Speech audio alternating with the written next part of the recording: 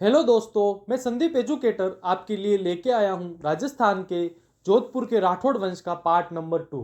अगर जिसने अभी तक इस सीरीज का पार्ट फर्स्ट नहीं देखा है तो संदीप एजुकेटर पर जाकर तुरंत देख लेवे।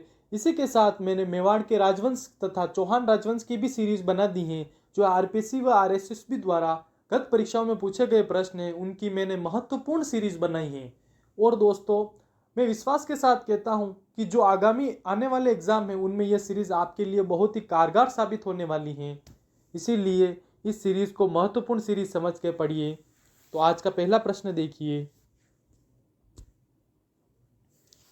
चंद्रसेन अपने राज्य की आम जनता में अलोकप्रिय क्यों हो गए? राव चंद्रसेन मारवाड़ के शासक थे।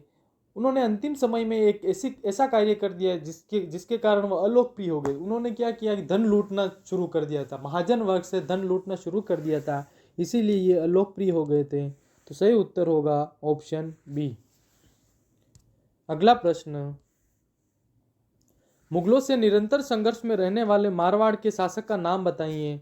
राव चंद्रसेन। सही उत्तर ऑप्शन बी।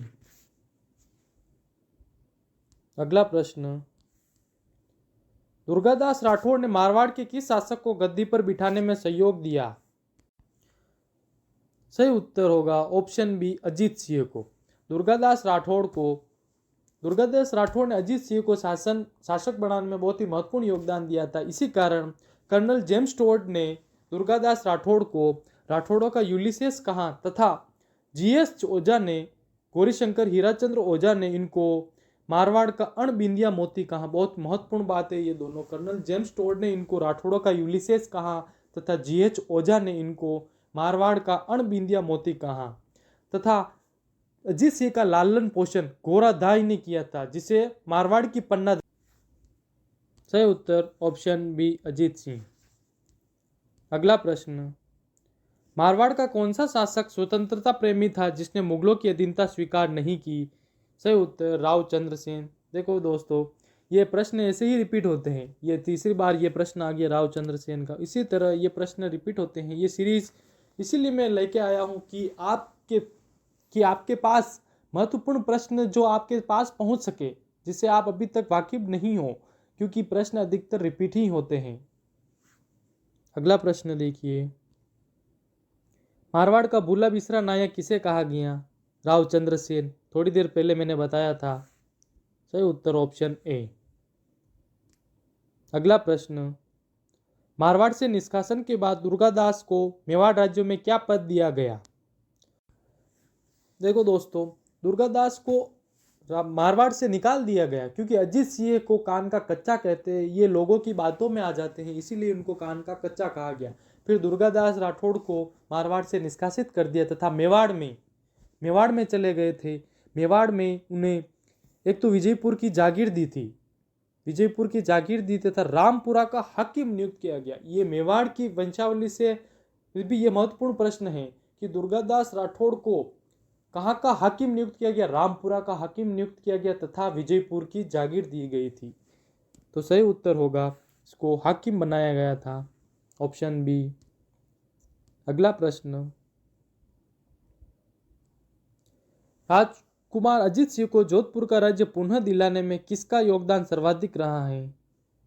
वीर दुर्गादास राठौड़। सही उत्तर ऑप्शन ए।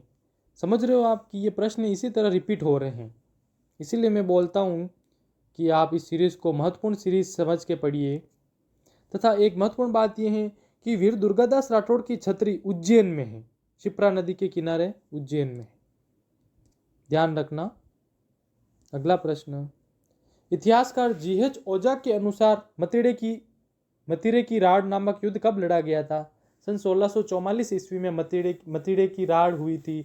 बीकानेर तथा नागौर के मध्य हुई थी, जिसमें नागौर के अमर सिंह राठौड़ तथा बीकानेर के कर्ण सिंह थे, जिसमें बीकानेर की जीत हुई थी।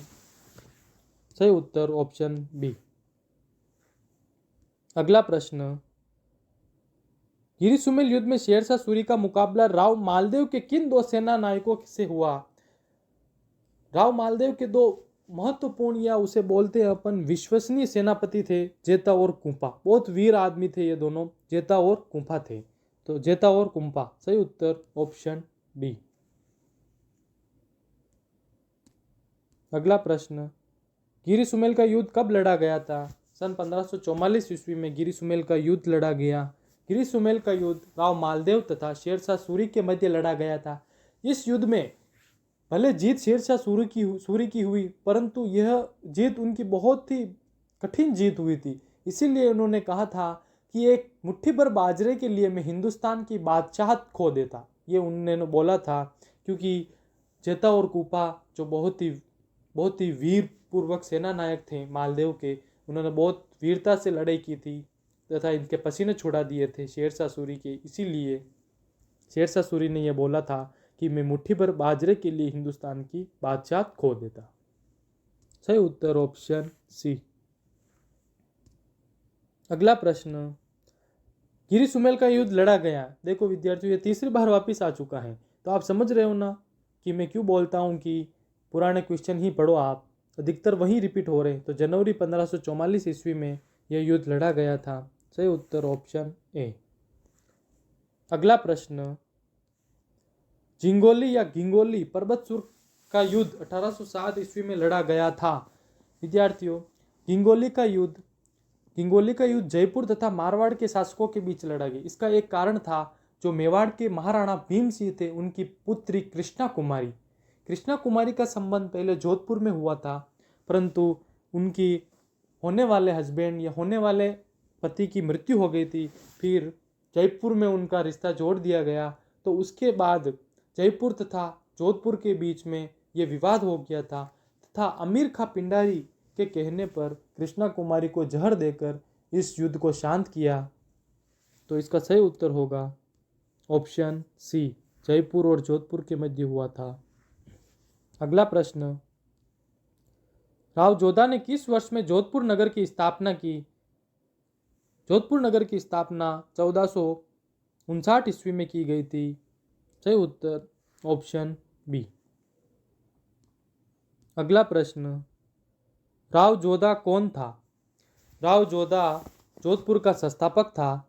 राव जोधा को सामंत प्रथा का वास्तविक संस्थापक भी कहा जाता है, परंतु ये आपको पूछ ले कि सामंत प्रथा की शुरुआत कब हुई या किसने की, तो सामंत प्रथा की शुरुआत राव चूड़ा ने की थी।